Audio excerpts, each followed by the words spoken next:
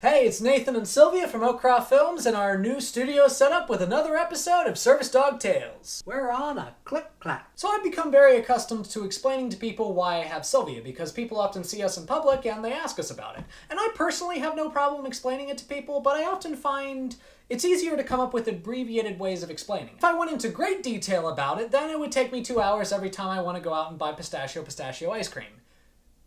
And nothing gets between me and my pistachio ice cream. Now, as you can probably imagine, as it stands, it can already be a little bit challenging to explain to people in a satisfying way to them exactly why I have Sylvia, while also allowing me to extricate the conversation in a timely fashion. But that can be even more difficult when there's a language barrier, which I have discovered from personal experience. So this one time I'm walking around a mall with Sylvia, as one does. I believe that's what the kids are doing today. And I just finished up an FYE looking at all of the posters from my favorite fandoms, Skyrim, Star Wars, Doctor Who, as one does in their 20s. So I just finished up, and this very friendly looking couple comes up to me and asks me about Sylvia.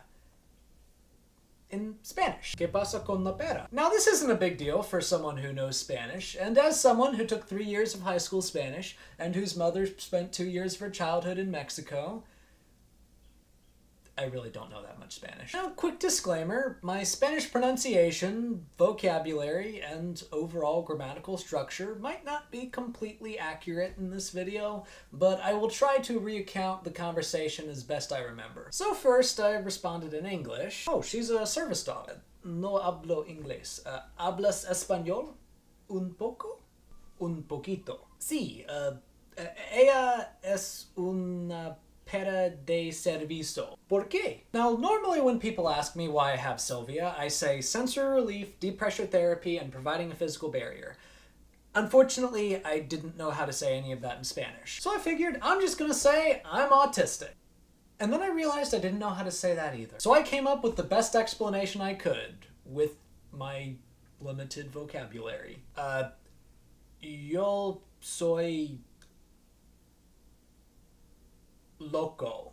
And his expression changed dramatically, and he backed away slowly, as one does. Kind of took his romantic partner and left the premises. See, this is why secondary language education in American school systems is important. Later, my high school Spanish teacher told me that the Spanish word for autism is autismo. Probably could have figured that one out. And this is very unfortunate. I missed out on speaking to a very pleasant-seeming couple because they thought I was crazy.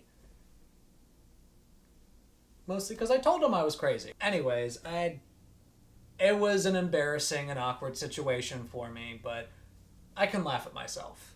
And I hope that watching this video has given you something to laugh about, and maybe you can go out and laugh out some of the silly things that you've done. Well, that's today's episode. Thank you all for watching. If you liked this video, please like, share, subscribe, and if you like Service Dog Tales, then you should check out my HR 620 video, because that bill is still alive and well, and it is still a threat to the Americans with Disabilities Act.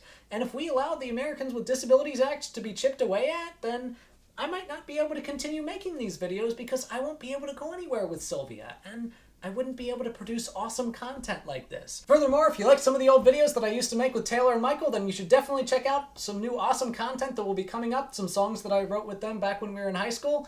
In the meantime, learn Spanish.